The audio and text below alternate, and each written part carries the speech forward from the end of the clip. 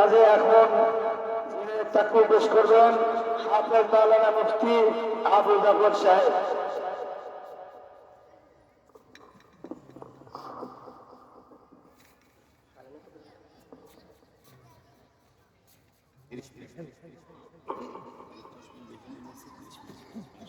আসসালামু আলাইকুম ওয়া রাহমাতুল্লাহি ওয়া বারাকাতুহু।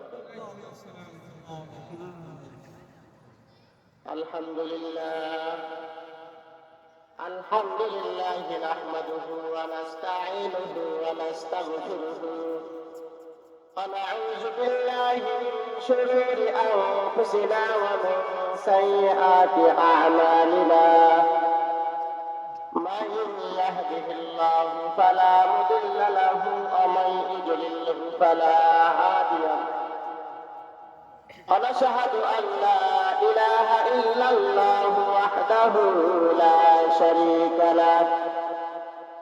ونشهد أن سيدنا وسندنا وحبيب قلوبنا ومولانا محمدا عبده ورسوله أرسله بالحق بشيرا ونذيرا وداعيا إلى الله بإذنه وسراجا منيرا.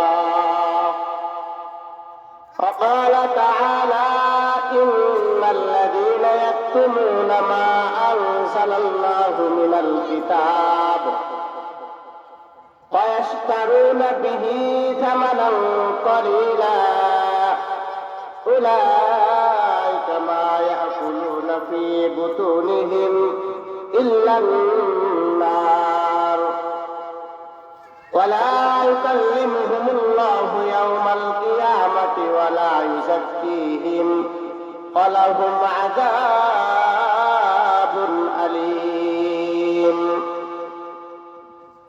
فقال رسول الله صلى الله عليه وسلم أنا خاتم النبيين لا نبي بعدي. وقال تعالى إن الله وملائكته يصلون على النبي يا أيها الذين آمنوا صلوا عليه وسلموا تسليما. اللهم صل على محمد وعلى آل سيدنا محمد كما صليت على إبراهيم وعلى آل إبراهيم إنك حميد مجيد. اللهم بارك على محمد وعلى آل محمد كما باركت على إبراهيم وعلى آل إبراهيم إنك حميد مجيد. بلغ العلا بكماله كشف الدجى بجماله حسنت جميع خصاله صلوا عليه وآله. سلموا يا قوم بارك صلوا على صدر الأمين مصطفى ما جاء إلا رحمة للعالمين.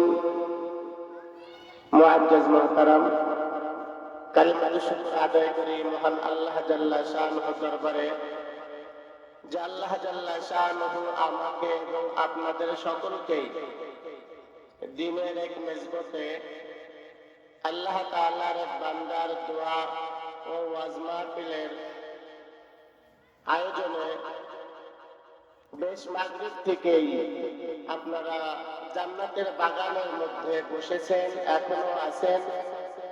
ইনশাআল্লাহ আখিরি মুনাজাত পর্যন্ত থাকবেন। আখিরি মুনাজাত করবেন আমাদের সকলের উস্তাদ হযরতুল আল্লাম হযরত মাওলানা আবুল বাশার খান সাহেব হুজুর। তার পূর্বে আমরা অত্র এলাকার সন্তান এবং ইমাম সাহেব যারা আছি তারা অল্প সময় করে যে আলোচনা করার সুযোগ পেয়েছি সুযোগ করে দিয়েছেন যে আল্লাহ জাল্লা শানুহু সকলে আমরা কালিমাতুশ শুকর আদায় করি আলহামদুলিল্লাহ। আল্লাহ রাব্বুল আলামিন আমাদেরকে অত্যন্ত ভালোবাসেন, মহব্বত করেন, যার জন্য আল্লাহ রাব্বুল আলামিন আমাদেরকে জান্নাতের পরিবেশের মধ্যে আমাদেরকে বসায় রাখছেন। এই কথাটা আল্লাহ রাব্বুল আলামিন তার কালামে পাকের মধ্যে বলছেন, লা ইন শাকারতুম লা আযীদান্নাকুম ওয়া লা ইন কাফারতুম ইন্না আযাবি লাশাদীদ। বান্দা, তোমাকে নিয়ামত দেওয়া হয়েছে, সেই নিয়ামতের যদি কদর করো, যদি নিয়ামতের শুকর আদায় করো, তাহলে সেই নিয়ামতের মধ্যে বরকত দেওয়া হবে। সুবহানাল্লাহ। আর যদি নিয়ামতের না শুকরিয়া আদায় করো, তাহলে ইন্না আযাবি লাশাদীদ, নিশ্চয় শক্ত আযাবের মধ্যে গ্রেফতার করা হবে। আজকে আমরা বেশি থেকে বেশি গুনাহের মজলিসের মধ্যে থাকি কেন? আর বেশি থেকে বেশি এরকম নেক আমলের মজলিস ছাড়ার কারণ হলো একটাই, সেটা হলো আমাদের এরকম মজলিস যখন পাই তখন আমরা না শুকরিয়া আদায় করি, মানে শুকরিয়া আদায় করি না। যেমন আজকের যে আলোচনা, আজকের যে অনুষ্ঠান সম্পর্কে আপনারা অবগত, মজনু চাচা দুনিয়া থেকে বিদায় নিয়েছেন, তার দোয়া মাহফিল, এই দোয়া মাহফিল থেকে ওয়াজ মাহফিলের একটা রূপান্তরিত। আমি শুক্রবারে এসেছিলাম হাশেম মোল্লার বাসায়, ওখানেও আমরা এই সমস্ত আলেম ওলামা ছিলাম, বড় হুজুর ছিল না খালি। সেদিকে একটা দোয়ার মাহফিল, একটা ওয়াজ মাহফিলে রূপান্তরিত হলো।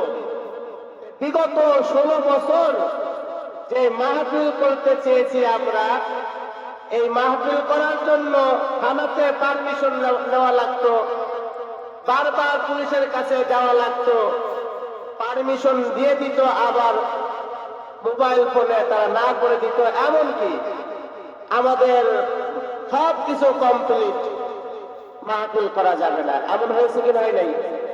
হয়েছে। এইগুলো হওয়ার কারণ হলো একটাই, আমি আপনি এরকম মাহফিলের কদর করি নাই।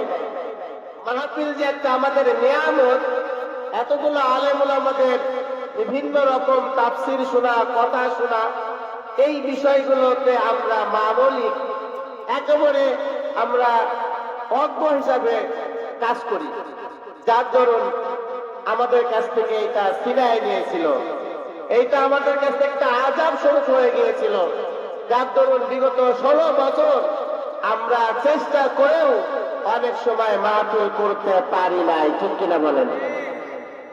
মুআজ্জাজ মুহতারাম, এই জন্য তো আল্লাহ তাআলা বলছেন যে বান্দা, তুমি নিয়ামতের শুকর আদায় করো, ওই নিয়ামতের মধ্যে বারাকাত দান করা হবে, বরকত বাড়ায় দেওয়া হবে।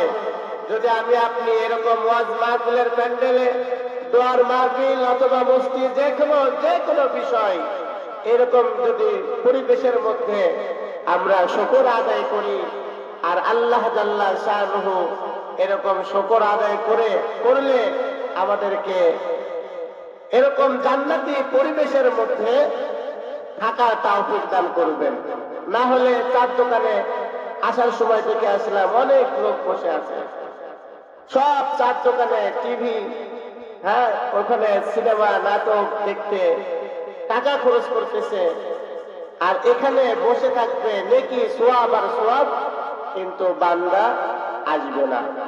মুআজ্জাজ মুহতারাম, আমি একটা আয়াতে কারিমা তেলাওয়াত করেছি, সূরা বাকারার 178 নম্বর আয়াতে কারিমা। যে আয়াতে কারিমাটা নাজিল হয়েছিল যে ইহুদি জাতিদের মধ্যে একদল আলেম, একদল দুষ্ট আলেম, তারা আল্লাহ তাআলার বিধানকে গোপন করত, মুহাম্মদ সাল্লাল্লাহু আলাইহি ওয়াসাল্লামের মুজিজাগুলো তারা গোপন করত। তাদের তাদের জন্যই আয়াতে কারিমা নাজিল করে আল্লাহ তাআলা আমাদেরকে সতর্ক করে দিচ্ছেন। তারা কি ভাবতো? ওই ইহুদি জাতি, তাদের উপরে লানত কিয়ামত পর্যন্ত আল্লাহ তাআলা দিয়েছেন। যেমন অভিশপ্ত শয়তানকে যেমন আল্লাহ তাআলা লানতের তক্ত দিয়েছে তার গলায়, ঠিক তেমন ইহুদি জাতিকে আল্লাহ রাব্বুল আলামিন লানতের তক্ত দিয়েছে গলায়, যে কিয়ামত পর্যন্ত তাদেরকে মানুষ ঘৃণা করবে। ইহুদি জাতির নাম শুনলেই ঘৃণা করবে। খালি তাই নয়, নবী আরবি আলাইহিস সালাম বলেন, যখন এমন একটা সময় আসবে, গাজওয়াতুল হিন্দ অথবা তারপর এমন একটা সময় আসবে যে আপনার ইহুদিরা যখন পালাবে, মুসলমানদের সঙ্গে যুদ্ধ হবে, মুসলমান বিজয় লাভ করবে, ইহুদিরা গাছের পিছনে লুকাবে, তখন ইহুদিদেরকে ওই গাছ বলবে, এই মুসলমান, এই আমার পিছনে দেখো ইহুদি লুকায়ে আছে, এই আমার পিছনে দেখো পাহাড় বলবে আমার পিছনে লুকায়ে আছে। যেখানে থাকবে না কেন, ওই সময়টা আল্লাহ জাল্লা শানুহু তার প্রত্যেকটা মাখলুকাতকে উন্মুক্ত করে দিবে যে ইহুদিদেরকে প্রকাশ করে দাও। আজকের আয়াতের কারিমার আলোচ্য বিষয় যেটা, আল্লাহর আয়াত গোপন করার ইহুদিদেরকে তিরস্কার করা হচ্ছে। কি করা হচ্ছে? তিরস্কার, মানে অপমান করা হচ্ছে। এই কোরআন কোন পর্যন্ত থাকবে বলেন তো? কিয়ামত পর্যন্ত থাকবে না, নাকি অন্য কোনো কিতাব আসবে? তাহলে এই কিতাব কিয়ামত পর্যন্ত থাকবে, এই কথা কিয়ামত পর্যন্ত থাকবে, এই লেখা কিয়ামত পর্যন্ত থাকবে। আর কিয়ামত পর্যন্ত আলেম উলামা এই আয়াত পড়বে আর তাফসীর করবে, ইহুদিদেরকে তিরস্কার করবে, তাদেরকে অপমান অপদস্থ করবে, এবং তাদেরকে যেখানেই পাওয়া হবে সেখানেই তাদেরকে হত্যা করা হবে, এমনটা মনোভাব তৈরি করা। মুআজ্জাজ মুহতারাম, এই আলোচ্য আয়াতের মধ্যে আল্লাহ জাল্লা শানুহু নবী আরবি আলাইহিস সালামকে বলতেছেন, কি বলতেছেন? ইন্নাল্লাযীনা ইয়াকতুমুনা মা আনজালাল্লাহু মিনাল কিতাব। আল্লাহ রাব্বুল আলামিন ডাক দিয়ে বলেন, ও নবী মুহাম্মদুর রাসূলুল্লাহ সাল্লাল্লাহু আলাইহি ওয়াসাল্লাম, আপনি তো আখিরি নবী, আপনি শেষ নবী, আপনি আমার বন্ধু, আপনি আমার দোস্ত। আমি আপনাকে আউয়াল জীবনের প্রথম যে এলেম, দুনিয়ার এলেম, প্রথম এলেমও দিয়েছি, আখিরিন দুনিয়ার শেষ এলেমটাও আপনাকে দিয়েছি। নবী মুহাম্মদুর রাসূলুল্লাহ, আপনাকে এখন একটি আয়াতে কারিমা নাযিল করে বলতেছে, রে মুহাম্মদ, আপনার মুজিজা নিয়ে, আপনার হুকুম আহকাম নিয়ে, আপনাকে নিয়ে একদল মানুষ ষড়যন্ত্র করতেছে। তাদের থেকে সাবধান হয়ে যান, তাদের থেকে আপনি দূরে সরে যান এবং তাদের কাছে আপনি দাওয়াত পৌঁছায় দেন। তাদের কাজ হলো আপনার নামে বদনাম করা, আপনার নামে মিথ্যা তহমত দেওয়া। কি মিথ্যা তহমত দিয়েছিল? বদনাম কি করেছিল? আমিনার পেটে যে মুহাম্মদ আসবে, আব্দুল্লাহর বেটা মুহাম্মদ হবে, এবং তার মুজিজা কোরআনের মধ্যে আছে, এই কথাগুলো তাওরাত কিতাবের মধ্যে ছিল।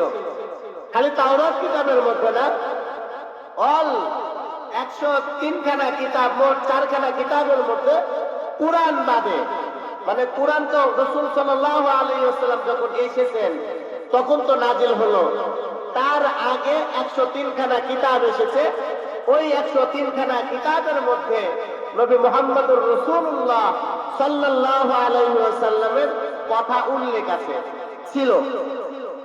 শেষ নবী কেমন হবে, তার বাবার নাম, তার মায়ের নাম, তার চরিত্র, তার সব কিছু তাওরাত কিতাবের মধ্যে সহ প্রত্যেকটা কিতাবের মধ্যে দেওয়া ছিল। তাওরাত কিতাবের যে সমস্ত আলেম ছিল, দুষ্ট আলেম, তারা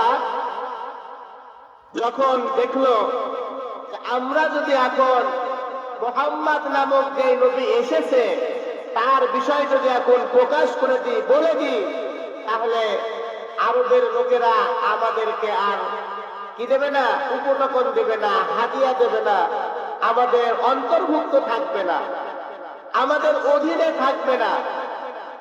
এই চিন্তাটা তাদের মধ্যে ঢুকে গেল। এই জন্য তারা আয়াত আসলেই তারা ওই সমস্ত কথাগুলো মাইনাস করে চলে যেত। কথা বুঝতে পারছেন? মানে রসুলের আবির্ভাবের কথা, রসুল আসবে, রসুলের বাবা কে হবে, রসুলের মর্যাদা সম্পর্ক সুজা সুন্দর করে তাওরাত কিতাবের মধ্যে সাজানো, কিন্তু তারা এইগুলোকে মাইনাস করে চলে যেত। তাদের জন্য আয়াতে কারিমা নাযিল করে রসুলকে বলতেছেন, ইন্নাল্লাযীনা ইয়াকতুমুনা মা আনজালাল্লাহু মিনাল কিতাব। আল্লাহ রাব্বুল আলামিন বলেন, যা গ্রন্থ অবতীর্ণ করেছেন আল্লাহ রাব্বুল আলামিন, গ্রন্থ মানে 103 খানা কিতাব, তাওরাত কিতাবের মধ্যে যা, গ্রন্থের মধ্যে যা দিয়েছেন, ওই সমস্ত কথাগুলো যারা গোপন করে এবং নগণ্য মূল্যে, অল্প মূল্যে সেইগুলো বিক্রি করে দেয়, নিশ্চয় তারা অগ্নি ছাড়া আর কিছুই পাবে না। তাদের জন্য অগ্নি ছাড়া, আগুন ছাড়া তাদের জন্য কিছুই নাই। তারপরে আল্লাহ তাআলা বলতেছেন, আল্লাহ তাদের জন্য তাদের সাথেও কথাও বলবেন না, তাদেরকে পবিত্র করবেন না, এবং তাদের জন্য রয়েছে যন্ত্রণাদায়ক শাস্তি। আল্লাহ তাআলা এই সমস্ত, এই এখানে দুইটা পয়েন্ট ফলো করেন। এক নম্বরে বলছে যে যারা আয়াতকে গোপন করে আর অল্প মূল্যে যারা আয়াতকে বিক্রি করে দেয়, ওই যে তাওরাতের আলেমরা, তারা আরবের লোকের কাছ থেকে, সাধারণ আরবের যে লোক মানুষ, আপনাদের মধ্যে সাধারণ মানুষ আছে না, যারা মনে করেন যে একেবারে সাদা মাটা, মানে শিক্ষিত না, অশিক্ষিত, তাদের মনের মধ্যে কোনো প্যাঁচ নাই, কিচ্ছু নাই, তারা হলো সাদা মাটা। আর যারা শিক্ষিত না কিন্তু খুব চালাক, আছে না এরকম? আর যারা খুব শিক্ষিত তারা তো খুব চালাক, নাকি? চালাকের মানে অনেক কিছু। ওই আরবের সাধারণ সাদামাটা মানুষ, তাদেরকে, তাদের কাছ থেকে হাদিয়া, উপটকন, গিফট এইগুলো তারা পাবে না, এই ভয় একটা। আরেকটা ভয় হলো ওনার অধীনে আর কেউ থাকবে না যদি সত্যটা জেনে যায়।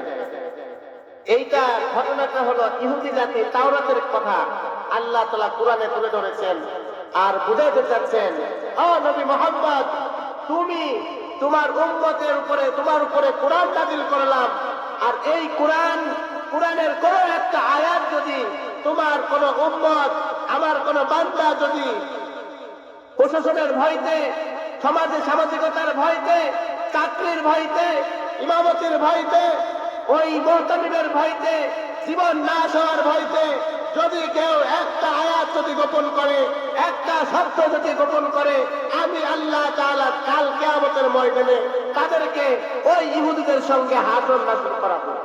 কত বড় কথা! একটা আয়াত যদি আমরা গোপন করি, আমরা যদি একটা আয়াত যদি সেটাকে মাইনাস করে চলি, এরকম শাস্তি আমাদের জন্য। এটা আলেম ওলামাদের কথা, আলেম ওলামাদের বিষয় আসছে, ঠিক আছে, কিন্তু আপনাদেরও একটা বিষয় আছে। যেমন আপনারা ভালো মন্দ বুঝেন না, বুঝেন তো কোনটা সঠিক কোনটা বেসঠিক, কোনটা ভালো কোনটা মন্দ বুঝেন, কিন্তু ভালো বোঝার পর, সঠিকটা বোঝার পরেও যদি আপনারা খারাপের দিকে দৌড়ান, তাহলে এই আয়াতের অন্তর্ভুক্ত আপনারাও হয়ে যাবেন, খালি আলেম ওলামা থাকবে না। মুআজ্জাজ মুহতারাম, আলোচ্য আয়াতের যে বিষয়টা, সেই বিষয়টা আপনাদেরকে ক্লিয়ার করতে পেরেছি। মানে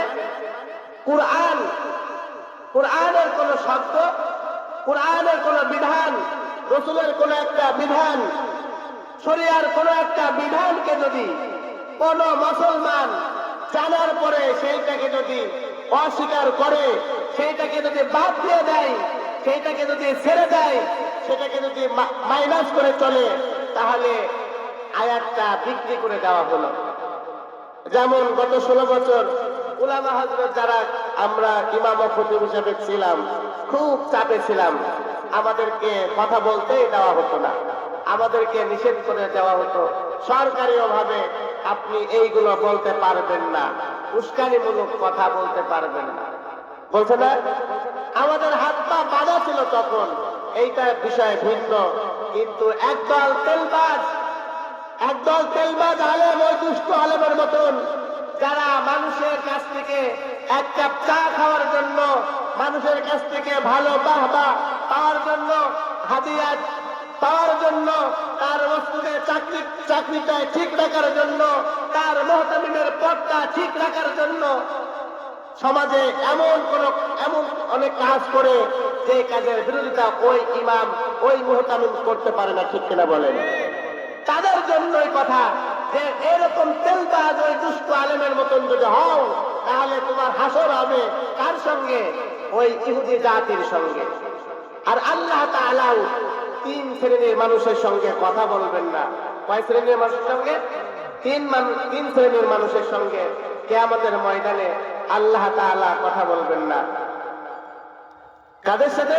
আল্লাহ তাআলা বলতেছেন, ইন্নাল্লাযীনা ইয়াকতুমুনা মা আনজালাল্লাহু মিনাল কিতাব ওয়া ইয়াশতারুনা বিহি থামানান ক্বালীলা উলাইকা মা ইয়াকুলুনা ফি বুতুনিহিম ইল্লান নার ওয়া লা ইউকাল্লিমুহুমুল্লাহু ইয়াওমাল কিয়ামাতি ওয়া লা ইউযাক্কিহিম ওয়া লাহুম আযাবুন আলীম ওয়া লা ইউকাল্লিমুহুমুল্লাহু ইয়াওমাল কিয়ামাহ। কিয়ামতের ময়দানে 3টা ব্যক্তির সঙ্গে, 3 শ্রেণীর মানুষের সঙ্গে আল্লাহ জাল্লা শানহু রাগ করে কথা বলবেন না। 3 শ্রেণীর ব্যক্তির সঙ্গে আল্লাহ তাআলা কথা বলবেন না। 1 নম্বরে বলা হয়েছে যে বয়োবৃদ্ধ জিনাকারী, ব্যভিচার, যাদের বয়স হয়ে গিয়েছে, তারা জিনা করে, এক কথা ব্যভিচারী, জিনাকারিনীর সঙ্গে আল্লাহ তাআলা কথা বলবেন না। 2 নম্বর হলো শাসক। কোন শাসক? যেই শাসকটা হলো একেবারে জঘন্যতম জালিম শাসক, তার সঙ্গেও আল্লাহ তাআলা কথা বলবেন না। আর 3 নম্বরে বলা হয়েছে অহংকার গরিব, অহংকার ফকির, ফকিরের সঙ্গেও কথা আল্লাহ তাআলা বলবেন না। 3 শ্রেণীর মানুষের সঙ্গে কিয়ামতের ময়দানে আল্লাহ জাল্লা শানহু কথা বলবেন না। তার মধ্যে 1 নম্বর বয়োবৃদ্ধ জিনাকারী, 2 নম্বর যে শাসক জালিম শাসক, যে শাসক তার প্রজাকে শান্তিতে থাকতে দেয় না, এই শাসকের সঙ্গে আল্লাহ তাআলা কথা বলবেন না। 3 নম্বরে বলতেছে অহংকারী ভিক্ষুক। একদল ভিক্ষুক আছে, খুব অহংকার করে, আছে না? আছে। ঠিক তেমনই কিয়ামতের ময়দানে আল্লাহ রাব্বুল আলামিনের হাবিব যখন আল্লাহ রাব্বুল আলামিনের হাবিব হাউজে কাউসারের পানি পান করাইতে দিবেন, তখন আল্লাহ রাসূল সাল্লাল্লাহু আলাইহি ওয়াসাল্লাম তাকে পানি পান করানোর জন্য দিবেন, ঠিকই দিতে যাবেন, আল্লাহ তাআলা পর্দা ফেলাই দিবেন। আল্লাহ বলবেন যে না, এইটা আপনার উম্মত না, কারণ আপনার উম্মত হলে আপনার জন্য সে তার জীবন দিয়ে দিত, তার সব কিছু বিলাই দিত। এ আপনার আশিক না, উম্মত না। তার জ্বলন্ত প্রমাণ হলো এখন আমরা যে আশিকি রাসূল দাবি করি, আমরা যদি রাসূল সাল্লাল্লাহু আলাইহি ওয়াসাল্লামকে যদি নবী দাবি, মানে তার আশিক দাবি করি, তাহলে আমাদের রাসূলের একটা হাদিস, আনা খাতামুন নাবিয়্যিন লা নাবিয়্যা বাদি, রাসূল বলেছেন আমি শেষ নবী, আমার পরে আর কোন নবী আসবে না। এই কথাটা মেনে যে নেবে সে হলো কামিয়াব, যে মেনে নেবে না সে বেকামিয়াব, সে মুসলমান না। গতকালকে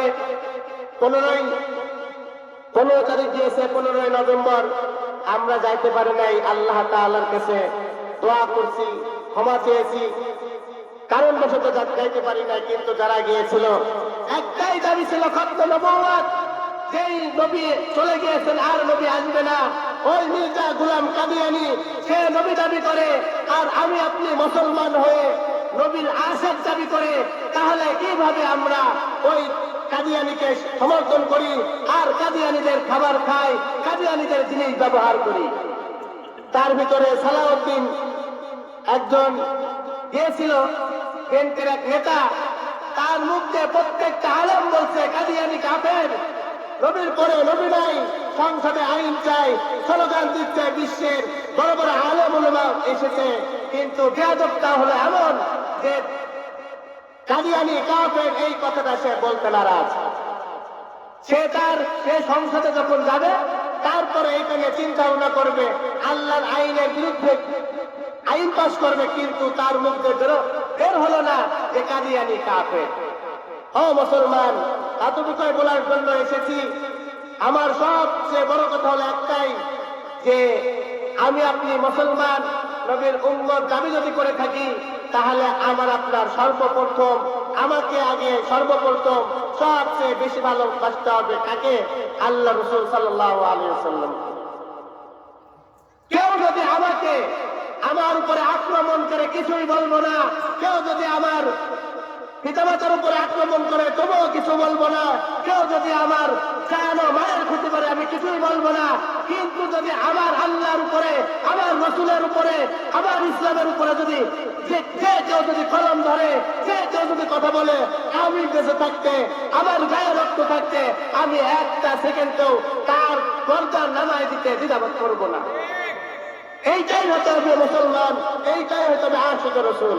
ওই সেই 1450 বছর পূর্বে মুহাম্মদ সাল্লাল্লাহু আলাইহি ওয়াসাল্লামের বিরুদ্ধে কথা বললে তাকে হত্যা করা যায়, এখন বাংলার জমিনে কেন আবার নতুন করে আইন দরকার?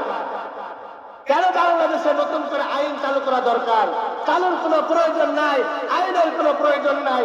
আমার রাসূলের নামের বিরুদ্ধে কথা বললেই রাসূলকে যে রাসূলের পরে রাসূল দাবি করা মাত্রই তার গর্দান দেহ থেকে আলাদা হয়ে যাবে। এইটাই মুসলমানের কালচার, আর এইটাই আশিক রাসূলের পরিচয়। রাসূলের আশিক রাসূলের পরিচয় মানে করা হয় শুধু খাওয়ার সময়, খাওয়ার পরে, যে খাওয়ার পরে মানে মিষ্টি খাওয়ার সুন্নত, এইটাই আশিক রাসূল। দাড়ি রাখা আশিক রাসূল, মাথায় টুপি রাখা আশিক রাসূল, মিছিল মিটিংয়ে যাওয়াকে আশিক রাসূল। আরে আশিক রাসূল তো ওই যার ভিতরে এতটুকু রক্ত থাকতে তার রাসূলের বিরুদ্ধে কথা বললে তার জিভটা টেনে ছিঁড়ে ফেলতে হবে। যার ভিতরে বিন্দু পরিমাণ ঈমান থাকবে, রাসূলের প্রতি ভালোবাসা থাকবে, রাসূলের বিরুদ্ধে কথা বলবে, তার ওই জমিনে থাকার কোনো অধিকার নাই। এই জন্য কাদিয়ানী কাফের, এই কাদিয়ানী যে কাফের তার যে বিষয়বস্তু আপনাদের মাঝে উলামা হযরত সুন্দর করে উপস্থাপন করবেন, আপনারা মানবেন। কিন্তু একটা বিষয়, কাদিয়ানীদের অনেক কিছু আমরা ব্যবহার করি, অনেক কিছু আমরা ব্যবহার করি। তার মধ্যে প্রাণ কোম্পানি একটা জিনিস আছে, আরফেল একটা জিনিস আছে। আমরা উম্মতি মুহাম্মাদি দাবি করি, রাসূলের জন্য জীবন দিতে রাজি আছি, রাসূলের জন্য আমার জীবন নিতেও রাজি আছি, কিন্তু আরফেলের বদলা আমার ওয়াশরুমে, আরফেলের জিনিসপত্র আমার ডাইনিং এ, ওই প্রাণ কোম্পানির কোন খাবার আমার পেটে না গেলে ভালো লাগে না। আমি তাহলে কিসের আশিক রাসূল দাবি করি? আমি কিসের আশিক রাসূল দাবি করি? এই জন্য আসুন মুআজ্জাজ মুহতারাম, আল্লাহ রাব্বুল আলামিন আমাকে এবং আপনাদের সকলকেই আমার নির্দিষ্ট যে সময় হইতে 1 মিনিট সময় এখনো বাকি আছে, সময়ের প্রতি খুবই গুরুত্বপূর্ণ গুরুত্ব দিতে হবে। আল্লাহ তাআলা নিজেও সূরার মধ্যে বলেছেন, আসরের মধ্যে সময়ের কসম, সময়টা অনেক গুরুত্বপূর্ণ। এই জন্য আমার আলোচনা এখানে শেষ করছি। আপনাদের মসজিদের ইমাম ও খতিব উপস্থিত হয়েছেন, আলোচনা করবেন, আপনারা আলোচনা শুনবেন ইনশাআল্লাহ। আখিরি মুনাজাত আমরা শেষ করে যাব ইনশাআল্লাহ। আল্লাহ তাআলা যে কথাগুলো বলেছি, বলনেওয়ালা শুননেওয়ালা উভয়কে আমল করার তৌফিক দান করুক, আমিন। ওয়া আখিরি দাওয়ানা আলহামদুলিল্লাহি রাব্বিল আলামিন। আসসালামু আলাইকুম ওয়া রাহমাতুল্লাহি ওয়া বারাকাতুহু। আলহামদুলিল্লাহ, ধন্যবাদ হাফেজ মাওলানা আবু জাফর সাহেবকে। মেহনত ছাড়া যোগ্যতা আসে না, আর যোগ্যতা ছাড়া দামি হওয়া যায় না।